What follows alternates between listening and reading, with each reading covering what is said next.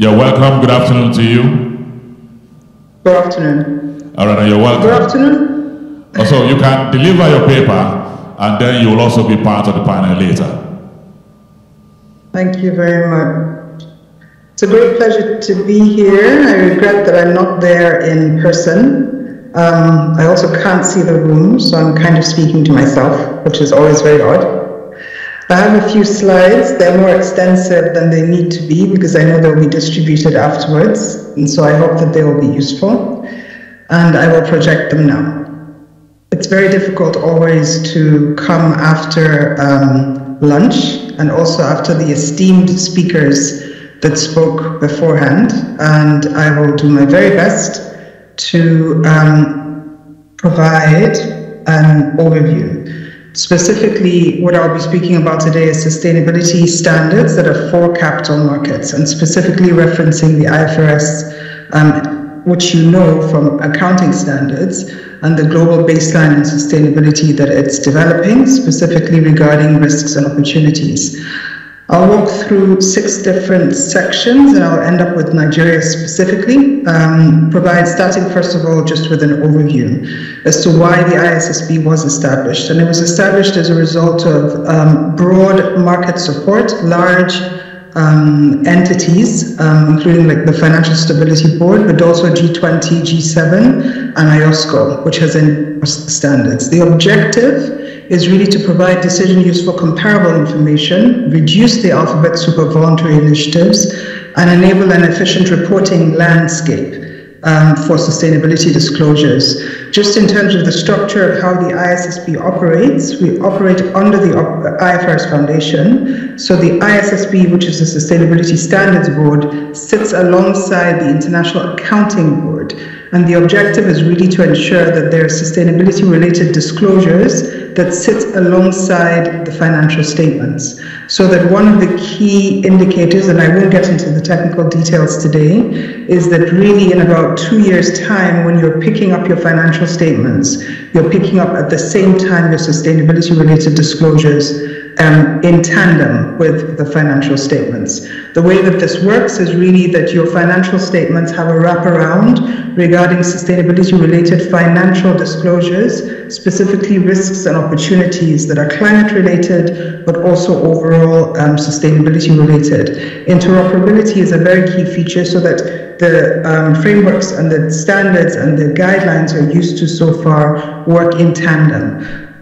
Just to give you an overview of what first 2 standards are of IFRS. The first one is the general requirements for disclosure of sustainability-related requirements, and that really deals with material information that is sustainability-related risks, building on the TCFD architecture. So governance is very important, ownership by the board, strategy, and then of course risks and opportunities, and also targets and metrics. The second standard is the climate-related standard, which deals with material information on climate-related risks and opportunities, and specifically also looks at industry-specific disclosures. I'll show a few statistics later on to explain why this is so important. But very importantly, the standards are written so that really a company is looking at the strategy that it has, its transition planning, and re-evaluating its business model and operations, as well as its value chain, to ensure that the climate-related risks and the opportunities that they have on the company's performance and prospects are taken into cognizance. This is very important, especially for capital markets. So why the ISSB standards? First of all, because one of the reasons why, and we'll see that later, African companies and Nigerian companies in particular are sometimes rated down by rating agencies, especially those who take ESG risk into cognizance, is because there's not enough data and there's not enough internationally comparable data to support capital flows. And this is one of the key issues that the ISSB seeks to address. In cost-effective and decision-useful data for capital markets and investors in particular. So in that regard, because the IFRS Foundation's accounting standards are used in 140 different countries, the idea behind IOSCO's endorsement of these standards, which the Nigerian SEC is a member of, is that we create a global baseline that can be used across the 130 IOSCO jurisdictions. If we look at climate data, for example, recently on the Global Climate Risk Index 2021, you can see that 10 of the countries most affected by extreme weather are in Africa. In fact, this figure has actually increased to 12. And so it's actually very important that even though Africa contributes the least to emissions, it's actually the most affected by these emissions. And there's also a secondary effect on supply chain and jobs. So one of the interesting statistics is that the African supply chain finance market rose by 40% between 2021 and 2022. The ISSB disclosures require Scope 3 emissions to be disclosed, which means that entities will start to look at their supply chains and their value chains as part of the evaluation of where the climate-related risks are. And this is something that's going to be increasingly material to investors and capital markets globally. So it's definitely something that we need to take into cognizance.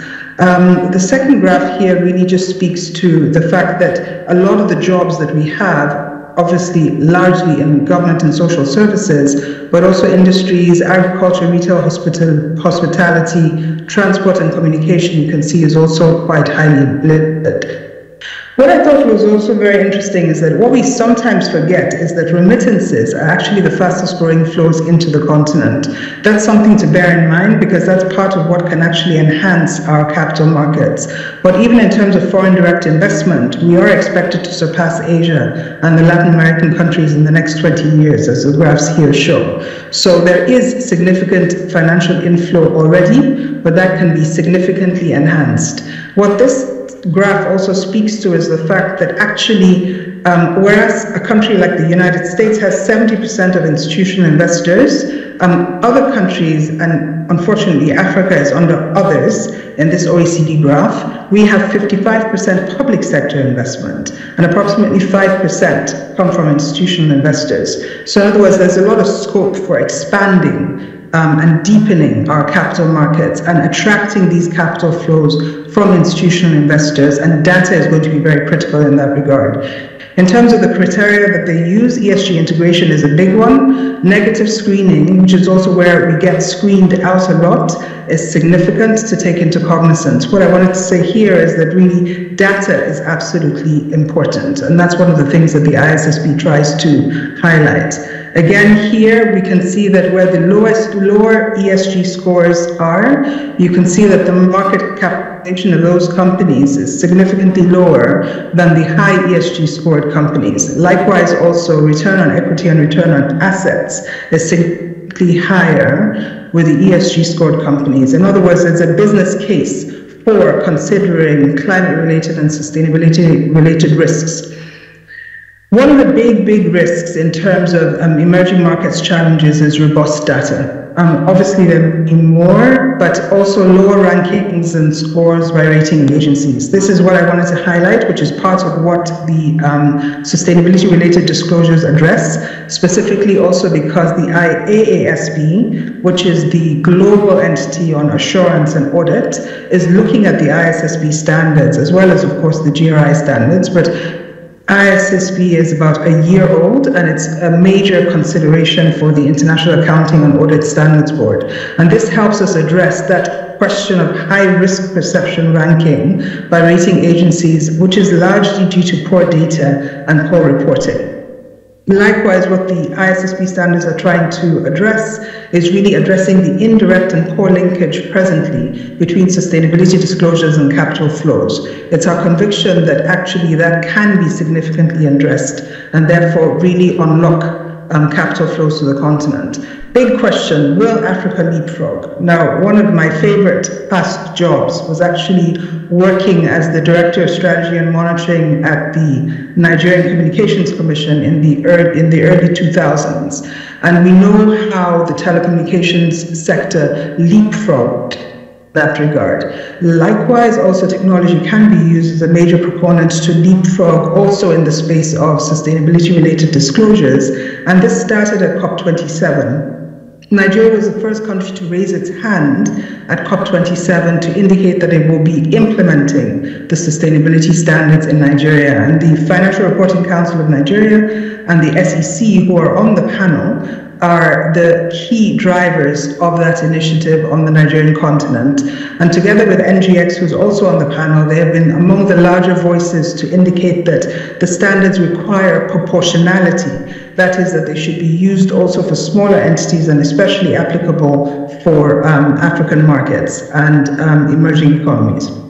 So what's very important here is Nigeria already has leapfrogged in terms of leading, and followed by Nigeria were Ghana, Kenya, and Zimbabwe, who followed suit essentially and are among the first countries to adopt the ISSB standards. And this has broken a record and continues to be spoken about very highly. Likewise, also digital reporting, just talking about leveraging technology, also helps to provide access to data, which is critical for investors to consume the sustainability-related financial information digitally, but regulators, in other words, to enhance the digital reporting and accessibility of information, and for preparers to reduce the cost and burden of reporting. Nigeria, Ghana, Kenya, and Zimbabwe, in fact, next week, will be participating in a Pan-African overview of the digital taxonomies, and also Nigeria specifically leading in terms of the roadmaps. Again, congratulations there to MTN, which is a member of the Adoption Readiness Working Group, and actually was the first to raise their hand during the launch in Nigeria of the ISSB standards to say that they will be early adopting these standards and leading the way for the African continent. Why are the standards so important, and what does it mean to have the accounting standards and the sustainability disclosures side by side? Because then climate-related risks and opportunities are built into the financial statements so that one can see future cash flows and prospects of, I'm just seeing that my battery is low, future cash flows in terms of, one second, apologies. Future cash flows regarding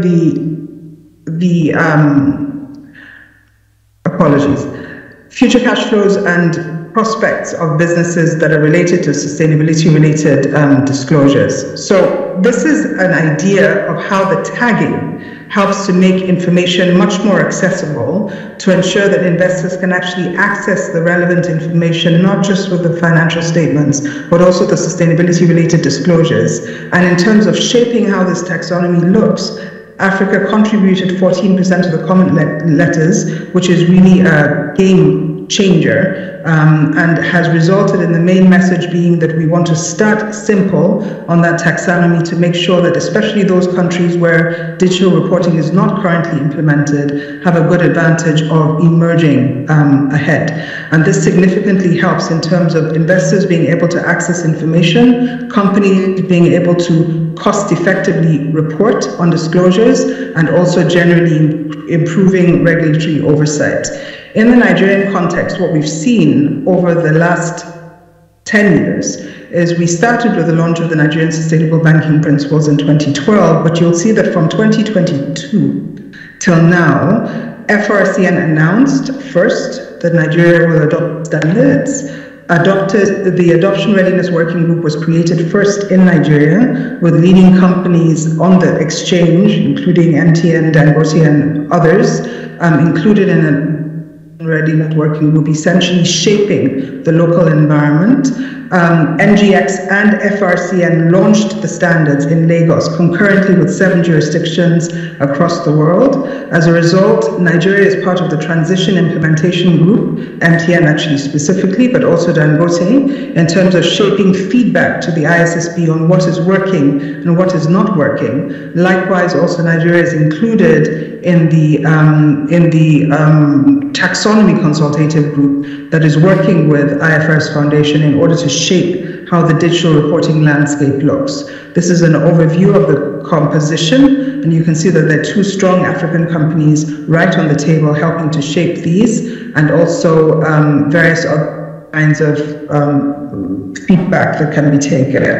In terms of 4-pillar strategies to support adoption, proportionality is absolutely key. That is making sure that the standards work for smaller companies as well as larger companies. Adoption guidance, transitional reliefs which can be decided upon locally within the different jurisdictions, and of course additional capacity building, which is absolutely key. So it's a huge opportunity actually to build the capacity, leverage what the IISSB has and is making available in terms of capacity building, and work on the Ministry of Finance of Nigeria is actually one of the 30 plus global and local partners in the partnership framework, ensuring that the specific circumstances of emerging and developing economies and smaller companies are taken in cognizance. And my closing words, just because we said that this would be 10 minutes long, what I wanted to say was that, globally, the climate finance that is transmitted across the world, Africa only attracts about 3% of that global climate finance, even though it emits less than 4% of the world's global emissions. So that's a huge gap. It's a good and huge opportunity to actually take advantage of better disclosures and awareness in the financial statements to ensure that as a result of better data, more robust data, and better sustainability-related and climate-related disclosures, we're able to attract more climate finance and overall capital flows to unlock towards the economy and deepen institutional investment in the organizations and in our capital markets. And this is what the IISSB in particular has been designed to do. Sustainability-related financial disclosures for capital markets dedicated to investors to ensure that there is more specific information that helps to unlock those capital flows. I hope this provides a foundation for the discussion that will follow.